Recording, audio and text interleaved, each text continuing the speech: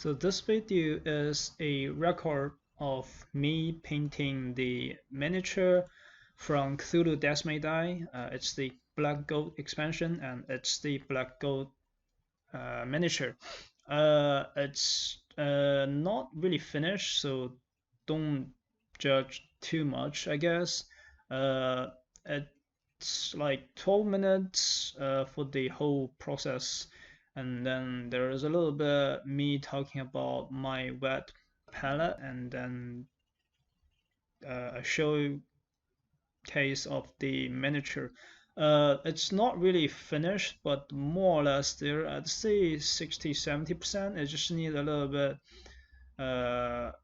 highlights and shadows, and then general fixing on those small details. So yeah, it's using the Citadel base paint and base paint only. I didn't use any shades or layer or dry paints, just base paints, and it was primarily black color, as you can see.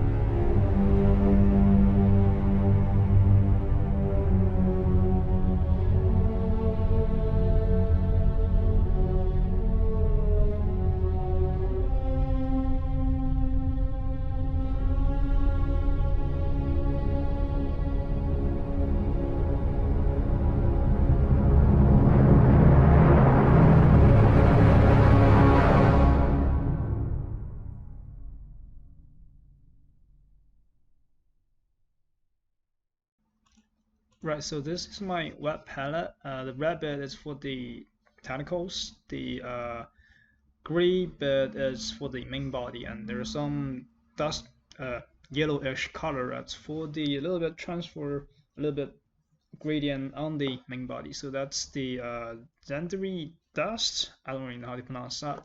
And then the brown is the Morphin brown. They're all Citadel's base paint. There's no layer or shade or anything else, just base paint. And black is abandoned black. The white is from the starter set is cremite white. So essentially, it's basically brown mixed with white to create a little bit flash color, and then you add abandoned black to it to make it gray. But in this case, the gray will be less gray, but more reddish. I mean, not that reddish, but more a violet color, a purplish gray. So it gives you, I mean, kind of flash and like meat-ish color. So that's basically the whole main body is using that kind of purple, but it's a gray. It's essentially brown mixed with white, and then you put abandoned black in. And then the considering the concept art is more the dust-ish color. So I used the what's that? The dust, the Zadri dust to create a little bit variant. Made it, I don't know, a gradient, make it more like say interesting. It's not just pure gray color that will be done. Yeah, so this that's what the purplish gray looks like on the miniature. I primed it in black, considering it's Cthulhu, and then it's the black goat, so why not? Besides, it's a dark creature. It's just suits the black prime, and then I don't really need any like white color as base, because it was set to be, all those color was set to be on the black prime. Anyway, and the red is not just red. I was using the Mephisto red, and then I mixed with the brown a little bit. So it's not really like a pure red, but more dusty-ish red, a little bit orange, but not that orange. So this is what I end up with. I mean, not really finished, but more or less, it's all right to be on the table. Again, it's not really finished. Like there are some bits I didn't really paint, and then there are the highlight and shadows are not enough. The whole contrast is not enough, but more or less the whole shape is there, the value is there.